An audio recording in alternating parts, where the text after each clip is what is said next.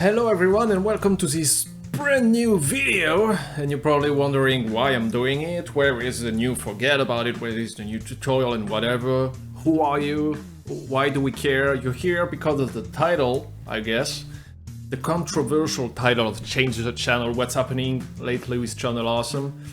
And you probably know by now, a lot of people got grieves against Channel Awesome, and they made 60 plus documents about many contributors complained about it, and you know about the apology.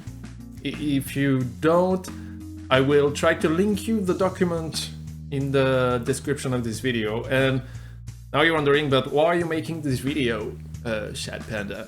Why didn't you took part in the document? Because honestly, I thought I didn't have real complaints compared to my fellow colleagues or ex-colleagues, for what I say, and I thought, well, it's not, I have nothing to say really. And then the more I thought about it and I read the document, I was like, I might have a few little steps to add to the monument, but I also wanted to give you my personal point of view, and I think there's nothing better than a real face-to-face talk. You know, the body language is kind of different than just written. Not to say that the document is not worthy in that case. No, the document is a really good read. Read it. It's interesting. And also I wanted to make a video just for me because I want to improve my English, because I haven't been talking English for a long time now, and I think I'm getting rusty and I need it, and I like that. And I thought, hey, a chill video, why not? So first off, I left That Guy with the Glasses around 2012, I believe, 2013, but really I left like 2012. I was mentally out of it. Like I couldn't care about it.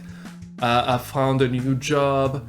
I was trying to get on with my life. I had a full-time job, and Banzai made me discover YouTube, which I have no clue about. And he told me, well, you can make your videos in French, and trust me, people on YouTube are more reactive, and your humor will touch a wider audience. And he was right. Banzai made a lot of smart moves. I got more successful on YouTube than on That Guy with the Glasses. Then again, I understand that it was hard for me to make my place on an American, or at least a website with a lot of people that only talk English. And maybe after a while, I started thinking like, maybe my humor is too obtuse. You know, at some point in your life, you have to ask yourself the right question: am I good or not at what I'm doing? And after a while I thought, hey, maybe I'm not that good. So whatever, I keep doing my stuff, and then I did it in French. It worked quite well. I'm not like huge in France, but I had my success, a bit of success that I'm happy with. I'm happy, you know, it's enough for me actually. I'm trying to make a living out of it now. It's not easy, but I got my resources, and I'm telling my life right now. I have no idea when I'm doing that, but don't worry, we will come to the Channel Awesome part, the one you came in for, you know, the blood, the dirt. It will come around.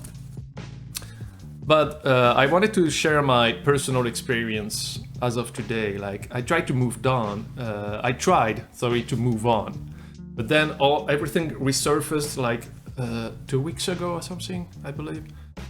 And people started to be vocal about it. I know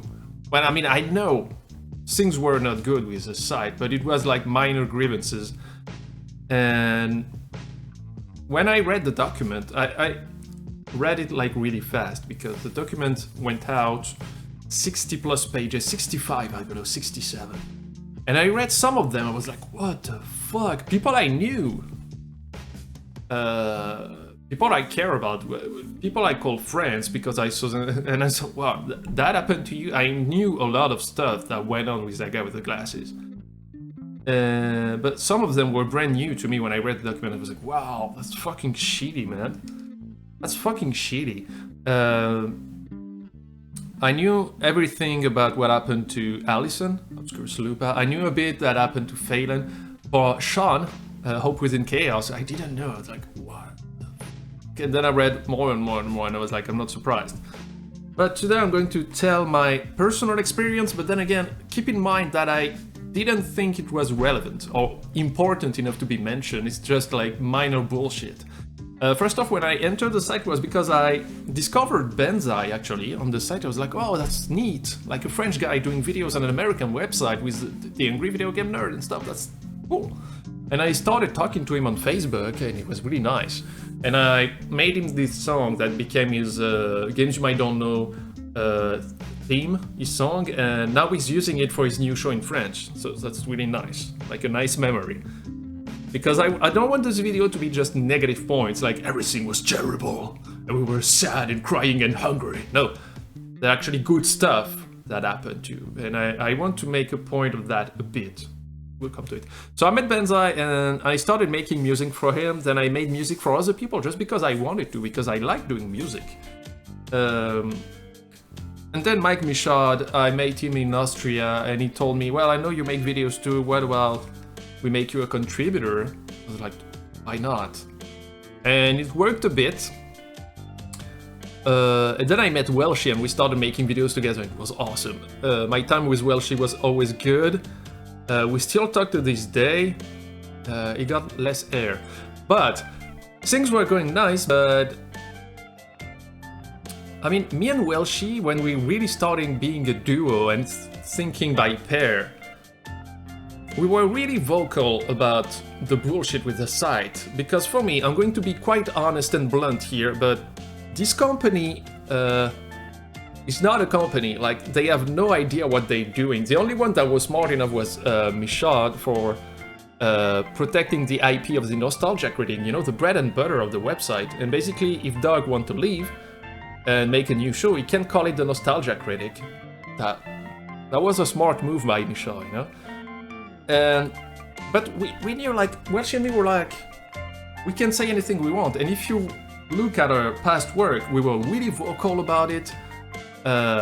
We were tongue-in-cheek, and we said a lot of stuff, you know, like in the comment section, we were vocal when someone was saying a bullshit, and then we would not hesitate to point out the flaws with the website. And people were like, oh, it's just Welshi and Panda, you know, they trolling and stuff like that.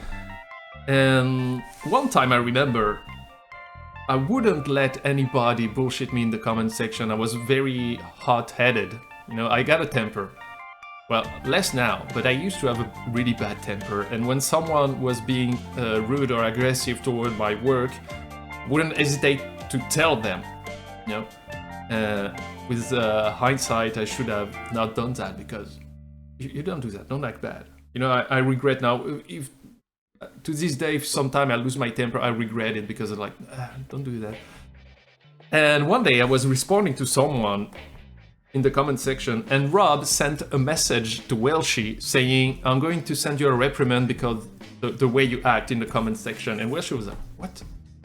I haven't posted on the site this week, so what the fuck are you talking about? And I think Welshi went to Michaud or someone else. And apparently Rob confused Welshi and me. Because we're working as a duo, and of course Welshi, the Welsh guy, the ginger Welsh guy with glasses, and me, Panda, with brown hair, no glasses, not from Welsh, from Wales, sorry.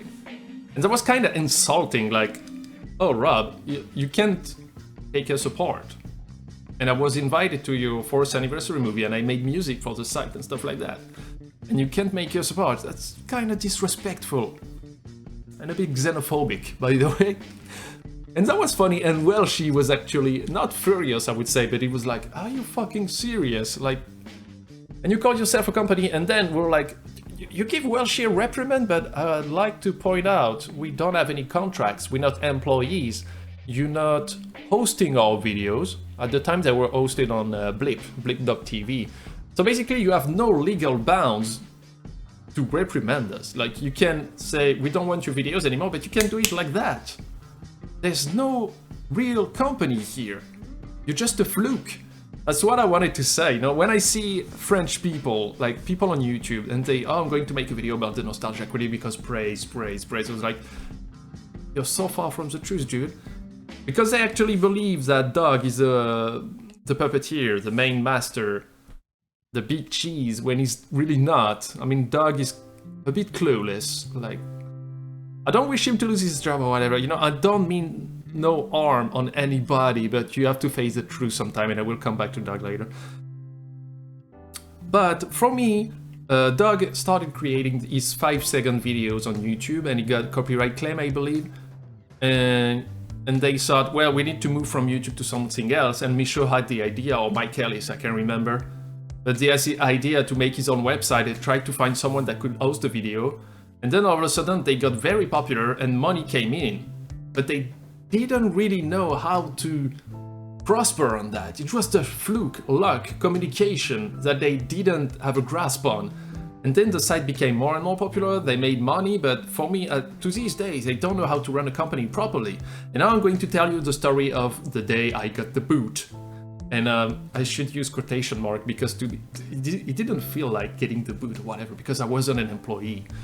I remember I was having my life. Like, I had a full-time job, I was happy, the day was sunny. I opened my French YouTube channel and it was going very well. I was like just happy with my life. And I moved on, you know, I stopped posting videos even though there was like a new policy where you have to post 1 video a month, and I stopped that for several months. Like I wouldn't care because I knew Holly wasn't in charge anymore.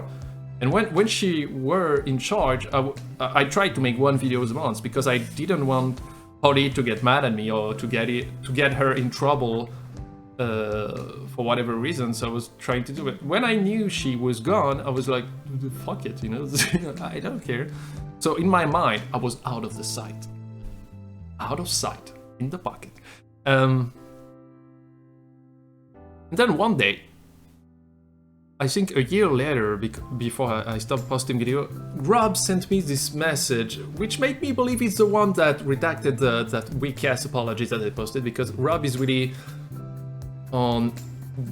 he's on a high horse, and the horse is in itself on a ladder, you know, like Rob was like, well, we figured since you were having your little success on your French YouTube that you didn't care about posting about the site, so that's why we thought after a reunion that we should part ways. But you know, I can't really translate you, and I really regret I didn't screen cap that, but his message was really like, we, the gods of Channel Awesome, decided to let you go because apparently you don't look like you actually want to put on good work for the site. I was like, I didn't make any money because for some bullshit reason, Bleep wouldn't pay me that much because they said, oh, but you're in France. So the ads in France, we don't have ads in France, so that's why you don't make money. But I was like, my videos are hosted on an American website. Most of my views come from America and Canada, so you got ads there. So it's a bullshit reason for not paying me, you know? And everybody that was looking at my videos in America, Canada, and England told me, yeah, we got ads on your video. So that was a bullshit reason from Blip, so I wouldn't care, you know? It wasn't about the money or whatever, or exposition. And so Rob told me that, and I wasn't even mad, you know? I was like, dude, you didn't even need to put that message. I don't give a flying fuck about your website anymore. And I basically told him, hey, you know, dude, I went to several websites that tell the health of a company, and I see that you don't grow anymore. Like, you grow 1 person per month, which is ridiculous. And I thought, you know what, before leaving, I'm going to give you like a technical advice, like how to prosper. Stop hiring people from the forum with no audience. I'm sorry, guys, if that sounds rude to you, but it's true. You can sometimes try to pick the gem in the forum section or the blog section. But what they did at some point was just hiring a lot, not hiring, of course, a lot of people from the forum that has no audience, and it was more like a fan treat, like, oh, you're a fan of the Nostalgia Quitting, and you're basically doing the same content. Now you're a contributor. Are you happy? Nobody gains from that, not even you. You won't get the exposition you think. And I was like, if you want to prosper and make new people come and add more traffic, try to catch some big talents from YouTube. You know, you grab, I don't know, whatever YouTubers that was hot at the moment, and you tell him, we're going to pay you a lot of cash for the exclusivity for having you for 6 months, a year, I don't know. But you won't post on YouTube anymore, and you will just make videos to tell your audience on YouTube, now I post all my videos on that guy with the glasses, or Channel Awesome, or whatever, or the buttfuck name you want to name it. That way, the audience of this guy will move to that guy with the glasses and discover all your other contributors and the nostalgia critic, and that's how you expand, dumbass. I didn't say dumbass in the message, but I tried to be really cordial about it and saying, hey, you know, I'm fine to leave, but if you want to prosper, be professional, you cunts. And that's how I told him that, and he never responded to that, and I hope they hired YouTube people, but make them exclusive, because if you just pick people from YouTube that are popular, their main core audience, the biggest part of the audience, will stay on YouTube. You know, so that's no point of just saying, hey, we got this guy from YouTube now, and all his fans will go, yeah, but he's on YouTube. Would I bother to go to your shitty website that you paid $50 to make? That's the funniest part, but I think I saw it on the document, you know? They mentioned the rebuild of the website that went for 2 years, and it was a shitty $50 setup. I'm going to say something different. It's like, I can't be all mad at Doug Michaud. Rob, I don't care, really. Looking back, I don't care. I never really had a conversation with Rob. I don't know how he thinks, and the few times I discussed with him, it was really, I'm holier than thou, you know, kind of attitude, and the message on Skype I told you. Other than that, I never really chatted with him. So I don't care about Rob, but Doug and Michaud. Michaud, I know he did some bad things. When I read the document, I was like, wow, fuck. But the thing is, I'm feeling really guilty saying he was nice to me. Like, I remember a lot of people had trouble getting in touch with him, but for some reason, he would always reply to me in the day, because I was a huge basketball fan, and we would have this basketball discussion. And he would reply to me, which now I think is not fair, you know? Just because we have a common passion, you should respond to everybody the same. I wouldn't use that to my advantage, but I know I could get him to answer faster, which is not good, you know?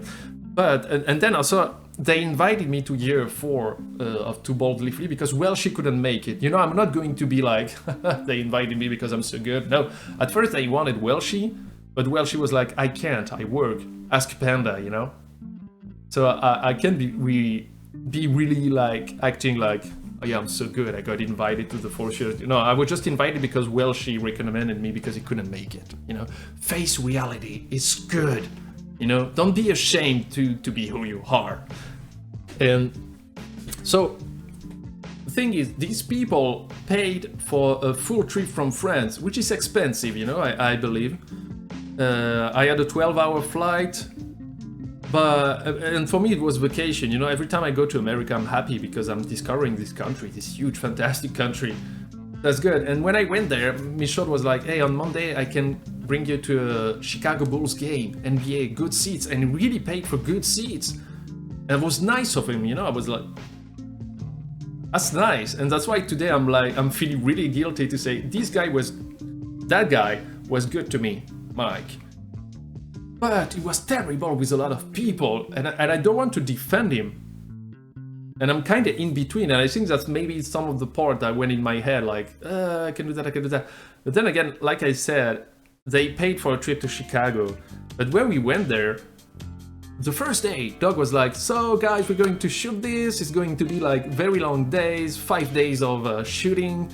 But you also, we recommend that you make videos for your channels, but you will give us the money from this video so we can have good special effects. And everybody in the room turned around. What? Even Phelan was the one making the special effect for Too Boldly Flea because he's really good at it. But the videos he would make in Chicago, he would give the money to Channel Awesome so Channel Awesome could pay him to make the special effects. And everybody was like, what? You know?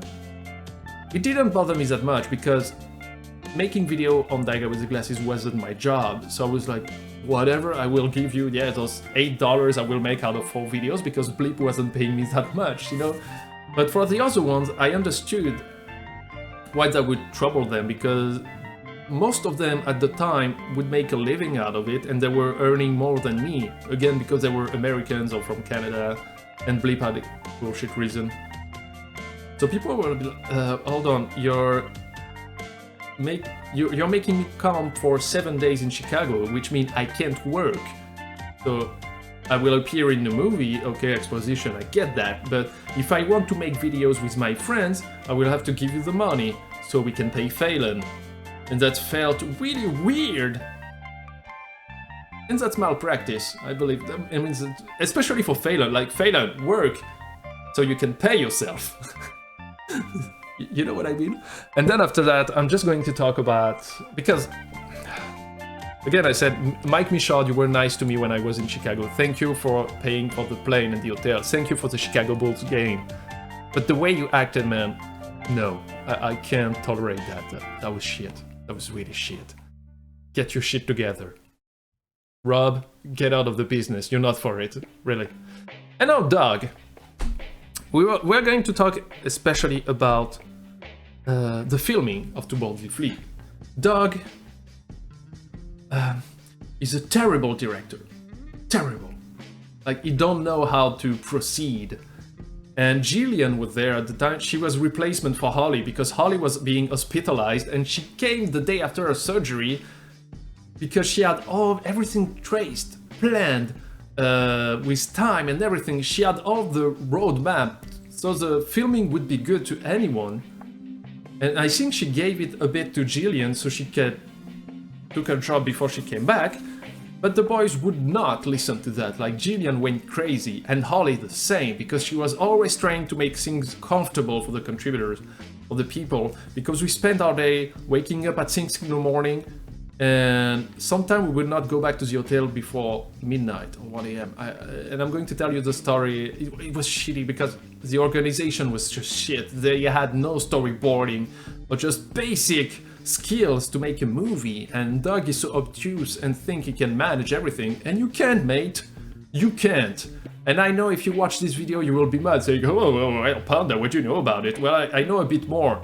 And that's why I'm not doing it, because I know it's difficult. And you have to let other people take charge of all the parts. You know, that's why I'm not doing it, because I'm not good at it.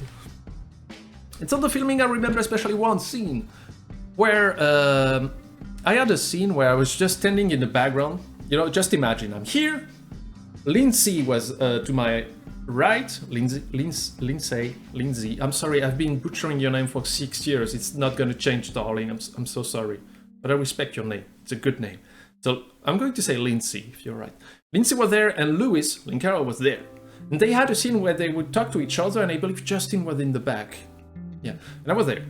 And the only thing I had to do in that scene was to body react to what they were saying. Well, at least I had no indication. Like, that's how good of a director Doug is. I was in the shot. But when I turned to Doug and say, what do you want me to do? He said, you don't have dialogue? I said, yeah, but what do you want me to do? I need to react, you know, I'm not just going to be juggling with balls, you know. And he said, oh, whatever, do your thing, Panda. I was like, oh, okay, whatever. So they had a scene, and I'm trying to react. Like, I'm body acting, actually. And when they say cut, it was like, oh, Panda, that was so funny, do that, but more. You know, that's funny. I was like, yeah, sure, you know, I'm here to act. Tell me, please, indication. But if you're happy, I'm going to do that. And then Lindsay started to not feel well, so she had to lay back a bit. And they say, oh, we have to reshoot that scene because something went wrong. And so I was like, yeah, sure. The problem, Lindsay wasn't feeling right and they had to shoot other stuff. So the day started moving forward, but we were getting to the ending lane. And it was getting late, and they would let some producer leave because they didn't have anything more to film. And they tell me, no, you have to stay because we have to reshoot that scene with Lindsay and Linkara, and you appear in the shot, so you have to be there. It's like, okay, no problem. Holly, do I have to stay in costume? Can I put it off? Can I do something? And Holly was like, I don't know. Just no, really, is it? Holly was really trying to make us feel comfortable again. She was doing her best. And I spent like 3 or 4 hours sleeping on the ground in the cave with Allison and Phelan. We were exhausted. And around midnight, they tell Allison and Phelan they could leave. They say, no, actually, we don't need you. So, yeah, they leave. And I stay. They say, no, Panda, you have to stay. You are in the scene. And I say, oh, yeah, right.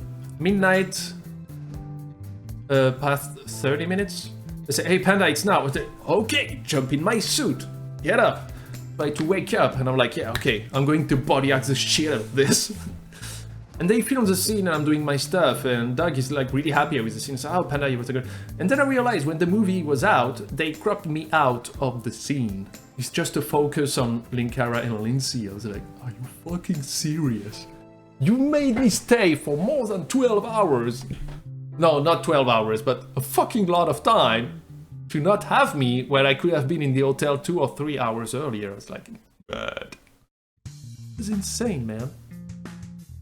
And also, from my last memory, the first day of shooting, I was a bit petrified because it was the first time I was on a huge setting. And it was the very first scene where we tried to rescue Spoonie. So that was me, Spoonie, and Phelan. And a month or two before that, I learned all my lines by heart because I was terrified to not be professional or whatever. So I repeat all my lines in the plane. I was repeating all my lines, so I knew them all. And we start the first scene, and cut. And Spoonie's like, oh, that's good, Panda. I mean, that's really your humor, it works well. I was flattered, you know, because I like Spoonie's work and he was complimenting me. But Doug was like, no, you should say it like this, you know? And I was like, what? Well, say it like this, you know, like a cartoony character. I was like, but that's not me. And Doug was like, yeah, but I think it would be funny. I said, hey, hold on. I had to stop because he asked me several times to do that and I wouldn't. He said, and I told him, Doug, basically, you want me to be acting like the nostalgia critic. He said, no, I mean, he said, no, more like this. Yeah, I said, yeah, that's your shtick, that's your stuff, not mine. I mean, what I do on the site is basically dry humor, and that's what make people like my character. If I started acting like you, what's the point of me being here? I mean, I traveled a lot of kilometers, or miles.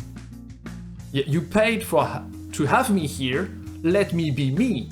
I mean, I respect your text, like the dialogue you gave me, I'm going to say that and nothing else, I will not improvise.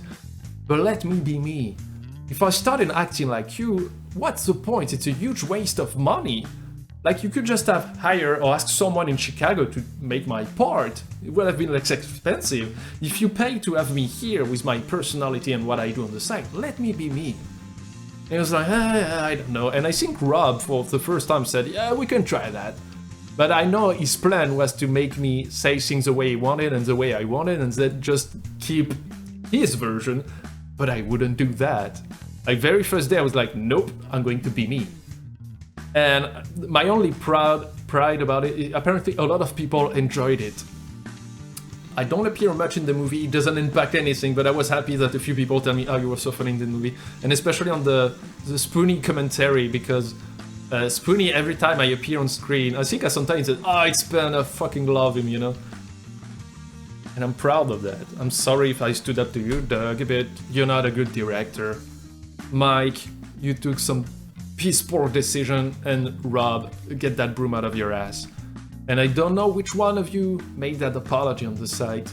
Pretty sure it's Rob, by the way it's written, it's so backhanded bullshit. Delete that, make proper excuses. There you go. I think I'm done with this. I won't have anything much more to say. I'm sorry if I offended people by something I would have said, but I had to let everything get out. Like, I met wonderful people. That would be a lie to say it's all bad experience. No. If Channel Awesome didn't exist, I wouldn't be on French YouTube and having fun. I wouldn't have met like Benzai, Phelan, Allison, Welshi, Chaos D1, John, Harley. I wouldn't have never met Harley. Sean, Justin, Rollo T, all those people that were great. Ed Glazer. I mean, all of you guys. I probably forgot some of you, but it's probably because I don't like you in the first place. Of course I'm joking. I mean, you just know I have a bad memory. But then again, people that were in Channel Awesome, be patient, things will come back, karma does its work, and Channel Awesome, make fucking proper excuses. At least, save some pride, okay? So I hope, I don't think this video will achieve anything, but from the bottom of my heart, I hope all of you will be able to move forward and in peace.